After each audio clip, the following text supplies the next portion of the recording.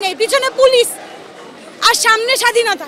হাসিনা সরকার উৎখাতে রাজপথে নেমে এসেছিল কোটি ছাত্র জনতা। তাদের মধ্যে অনেকেই শহীদ হয়েছেন, অনেকেই হয়েছেন গাজী।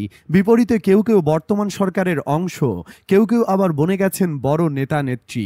এর বাইরে অনেকেই আবার হারিয়ে গেছেন লাইমলাইট থেকে। তেমনি একজন সানজিদা চৌধুরী। তার সম্পর্কে বিস্তারিত জানতে চ্যানেলটি সাবস্ক্রাইব করে ভিডিওটির বাকি অংশ দেখতে থাকুন। বহুত সুযোগ ছিল পিছনে ফিরে আসার, এখন আর কোনো রাস্তাই নেই। পিছনে পুলিশ, সামনে স্বাধীনতা। অবশ্যই আমরা সম্মানের সাথে মৃত্যু গ্রহণ করতে রাজি। জুলাই আগস্টের গণ অভ্যুত্থানে ঢাবির হিজাবি শিক্ষার্থী সানজিদার এমন স্লোগানে অনুপ্রাণিত হয়েছিল কোটি ছাত্র জনতা। তিনি জুলাইয়ে ছাত্র জনতার আন্দোলনের অন্যতম সাহসী মুখ। আন্দোলনের সময় তার উচ্চারিত পেছনে পুলিশ, সামনে স্বাধীনতা এই উক্তিটি ব্যাপকভাবে ছড়িয়ে পড়ে এবং সামাজিক মাধ্যমে তীব্র আলোড়ন সৃষ্টি করে।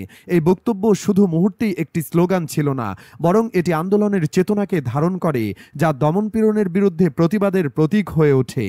জানা গেছে সেই সাহসী ও অগ্নিকণ্ডা ঢাবির শিক্ষার্থী।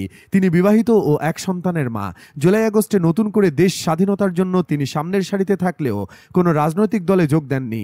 যদিও এরই মধ্যে তাকে রাজনীতিতে যোগ দেবার জন্য বিএনপি থেকে শুরু করে বেশ কিছু দল থেকে প্রস্তাব করা হয়েছে, তবেই তিনি রাজনীতিতে আসতে রাজি নন। এর পেছনের কারণ হিসেবে তিনি তার সন্তানকে সময় দেবার কথাটি বলেছেন।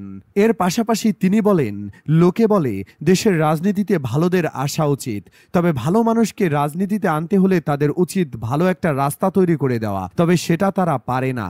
সম্প্রতি বাংলাদেশ ঐক্য পার্টি নামে একটি দলের প্রোগ্রামে হাজির হয়েছিলেন সানজিদা। সেখানে তিনি অতিথি হিসেবে বয়ানের সময় তাকে পুরোপুরি পর্দা অবস্থায় দেখা যায়।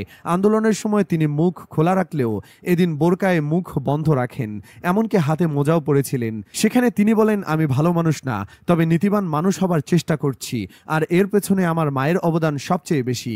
এখন আমিও যেহেতু মা হয়েছি, সেহেতু আমারও একটা দায়িত্ব আছে, আর সন্তানের সেই দায়িত্ব পালনের জন্যই রাজনীতিতে আসতে চাই না। তিনি জানান, আমি সরাসরি কথা বলতে পছন্দ করি। বিএনপিও আমাকে রাজনীতিতে ডেকেছে, বাংলাদেশ ঐক্য পার্টিও ডেকেছে, অনেকে আমার রাজনীতিতে না আসা নিয়ে অভিযোগও করেছে, তবে আমি মনে করি আমি রাজনীতিতে পেরে উঠব না।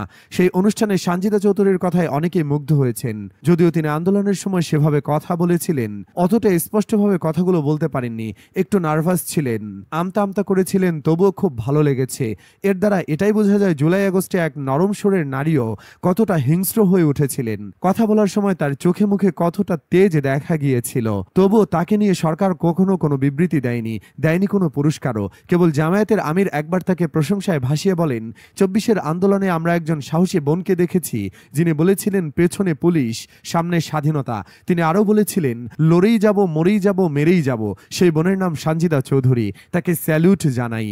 তার মধ্যে 52 ও 71-এর চেতনার তেজ রয়েছে, যা আমাদের ভবিষ্যৎ প্রজন্মের জন্য দৃষ্টান্ত হয়ে থাকবে।